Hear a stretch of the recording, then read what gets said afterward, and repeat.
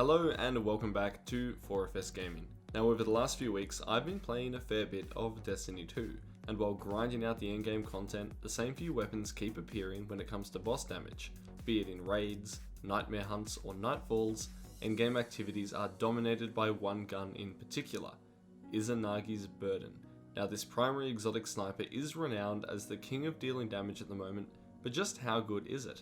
I have compared Izanagi's Burden with several other weapons used for boss damage. The Whisper of the Worm, spike grenade launchers with the boss spec mod, Tranquility sniper rifle with the fire inline perk and boss spec as well, and also the exotic sniper rifle Darci, just for good measure. I will begin by showing you my results of a raw damage comparison. Then I'll explain how reload perks can drastically change the damage output of each weapon, and then I'll go over some other factors that have a really big impact on which weapon is your best choice for any given encounter, regardless of that initial damage number, which is not always the most important thing. My tests were largely conducted within the Tribute Hall, and all damage in this video assumes that the target will be debuffed by oppressive darkness grenades or a similar effect, as this is commonplace for all boss damage phases, and the numbers will reflect this. Also remember that no single number has any meaning in this game when it comes to damage. Numbers are only useful in that they can compare two weapons doing damage to the same target under similar circumstances. For this reason, all weapons were tested here within 5 power of each other to ensure a high degree of accuracy. I timed weapon fire rates and reloads using this method here to calculate the damage output of each weapon on a debuff target over 10 seconds and then again over 20 seconds. This is to simulate a short and a long damage phase that might exist for different bosses. Here are the results. All weapons display similar damage output over 10 seconds, with the fire inline Tranquility falling slightly behind. The Whisper of the Worm, in terms of raw damage output, is on top. It remains so by an even larger margin over a 20-second damage phase. Now for those of you who have been treating Izanagi's Burden as the king of damage, this might come as a surprise. However, the story certainly doesn't end here. We have some more data to dive into. Let's have a closer look at that 10-second damage phase, because in most cases you're not going to have a whole lot more than 10 seconds to truly lay into the boss after setting up buffs, debuffs and getting into position. When viewed like this, all weapons are realistically very close. Remember that we also have to consider ammo type and exactly how hard it is to land critical shots. The spike grenade launcher doesn't have to hit crits at all, making it by far one of the most constant and reliable sources of damage. Missing a shot with Darci or Tranquility is only a minor inconvenience, due to more rounds in the magazine. Whisper seems like it is the clear winner, but this data assumes perfect accuracy and fire rate. The 2 seconds to proc whispered breathing has been taken into account though.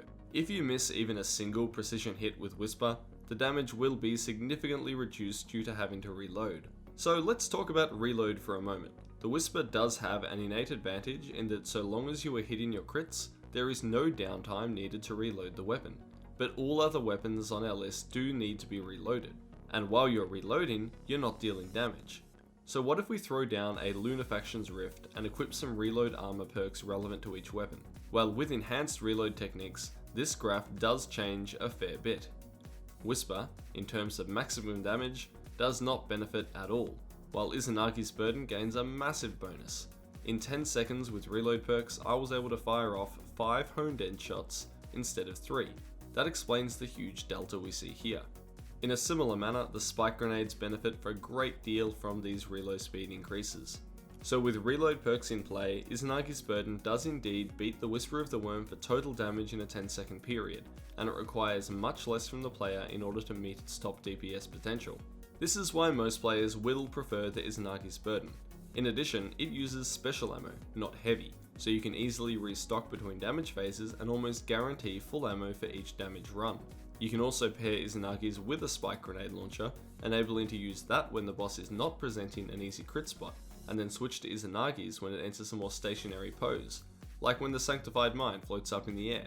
The other critical strength of this weapon is that it is simply a delete button against mages as well. Cyclopses, barrier champions, and anything else that just needs to die is a great target for an Izanagi's Burdened honed edge, and this versatility takes it above and beyond the other choices in my opinion.